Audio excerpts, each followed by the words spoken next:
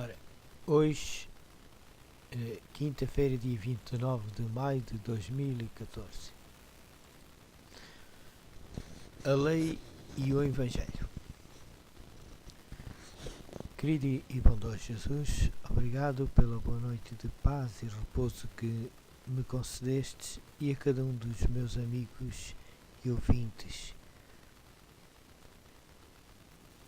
desta mensagem. Ao iniciar a escola sabatina, ilumina a nossa mente para que possamos entender a mensagem que tens para hoje, para cada um de nós. Dirige os nossos passos e as nossas vidas. É tudo que peço e agradeço, em nome e por amor de Jesus. Amém, Senhor.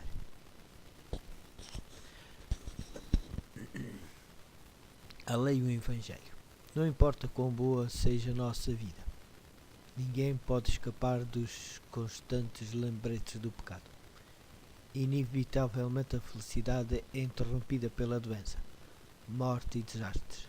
Em nível pessoal, os sentimentos de segurança espiritual são frequentemente desafiados pelas lembranças do pecado passados e, pior ainda, pelo impulso para pecar novamente. Qual o efeito do pecado em nossa vida? Lemos em Romanos, capítulo 6, versículo 23, diz assim: Porque o salário do pecado é a morte, mas o dom gratuito de Deus é a vida eterna em Cristo Jesus, nosso Senhor. No mesmo livro, Romanos, capítulo 7, versículo 24, diz assim: Desventurado homem que sou, quem me livrará do corpo desta morte? Efésios, capítulo 2, versículo 1, diz assim: Ele vos deu vida, estando vós mortos nos vossos delitos e pecados. A pessoa que vive no pecado e na injustiça é apenas um cadáver, ambulante, esperando o dia em que dará o último suspiro.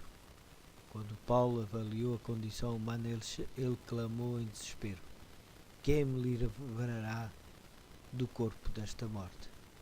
Este é o clamor por libertação da injustiça. Paulo logo percebeu que a libertação vem por meio de Jesus. Está em Romanos, capítulo 7, versículo 25. Esse é o Evangelho.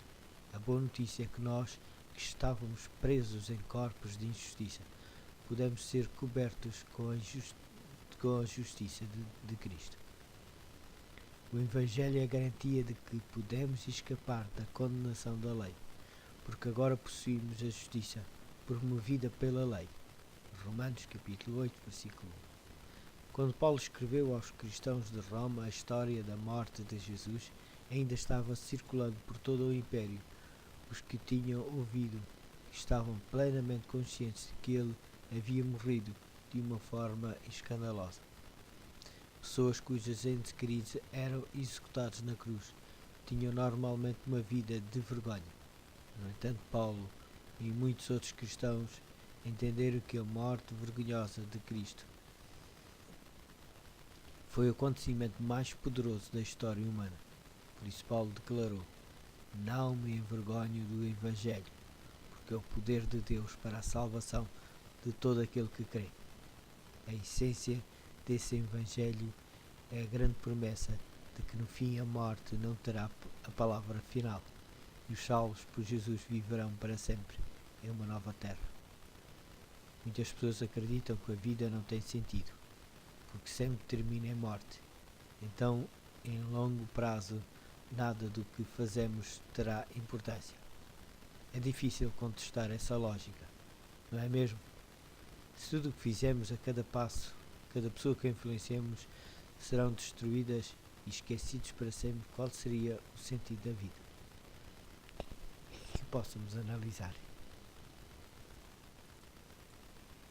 e pensar para cada um de nós o que é a vida. Tenha um bom dia de quinta-feira, é os meus votos.